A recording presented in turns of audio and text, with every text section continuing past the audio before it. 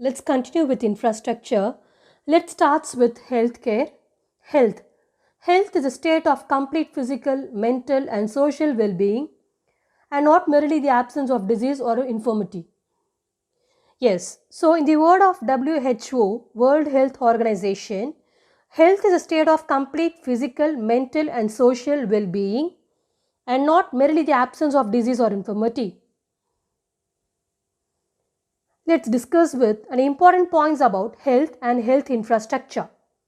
Health is not only absence of disease, but also the ability to realize one's potential. It is a yardstick of one's well-being. Health improves the efficiency and productivity of a person and is able to contribute more in the economic development of a country.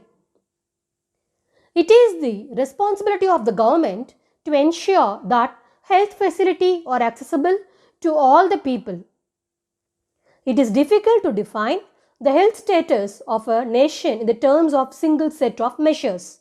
So, the health status is usually measured in terms of life expectancy at birth, infant mortality rates, nutrition levels, along with the incidence of communicable and non-communicable disease. Development of health infrastructure ensures a health manpower for production of goods and services. Let's move on to expansion of public health infrastructure.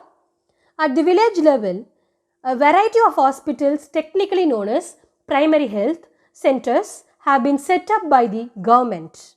Over the year, India has built up a vast health infrastructure and manpower at different level. India also has a large number of hospitals run by voluntary agencies and the private sector.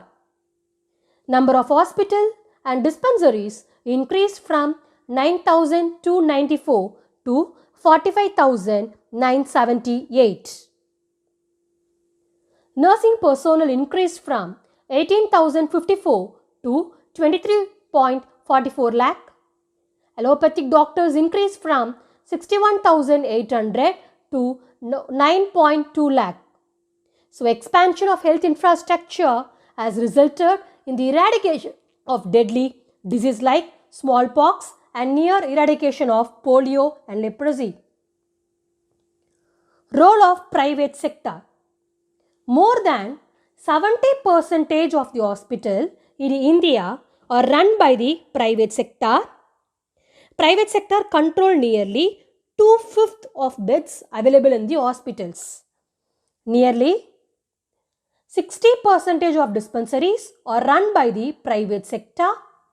So, private sector provides healthcare to 80% of outpatient and 46% of inpatients. Indian System of Medicine, ISM.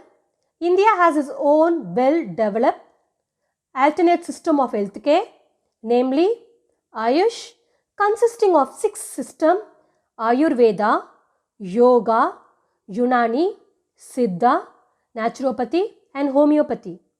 At present, there are 3,167 Indian System of Medicine hospitals and dispensaries, and as many as 7 lakh registered. And practitioners in India.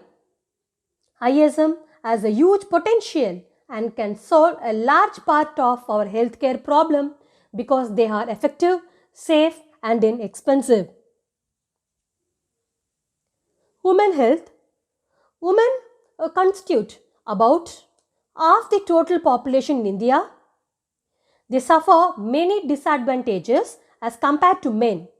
In the areas of education, participation in economic activities and healthcare, the child sex ratio declined from 927 in 2001 to 914 in 2011.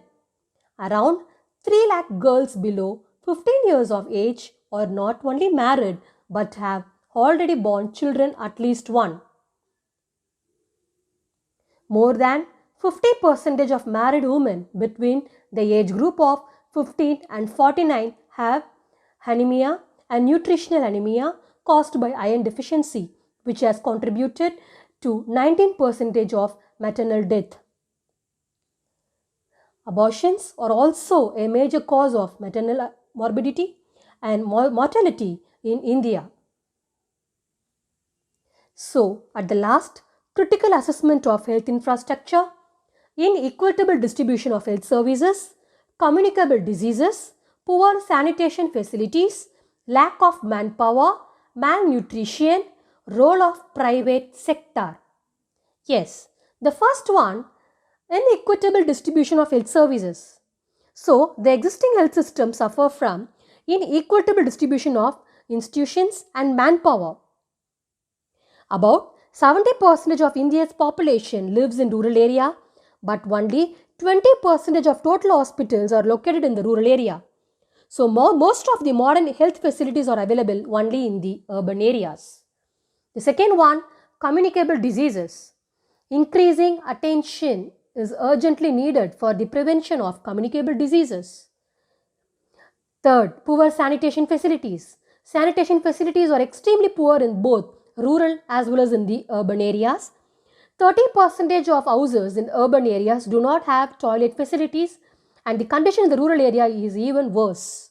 So, the improvement in sanitation facilities are immediately needed for the good health for the people. Lack of manpower. Even though India produces 12,000 medical graduation every year, still there is a huge shortages of manpower. Then the fifth one, malnutrition. Widespread malnutrition poses a major threat to lives, especially in the case of children. At the last, role of private sector. Public sector has not been so successful in providing adequate health structure. So there is a need to increase collaboration of public sector with the private sector to meet healthcare needs of people. And at the last, the government should take serious steps to overcome these deficiencies, as improvement in the health status is necessary for increasing the productivity and growth of the economy. So far we have discussed about health, important point of health infrastructure, expansion of public health infrastructure, role of private sector, Indian system of medicine, human health, and at the last, critical assessment of health infrastructure. Thank you, students.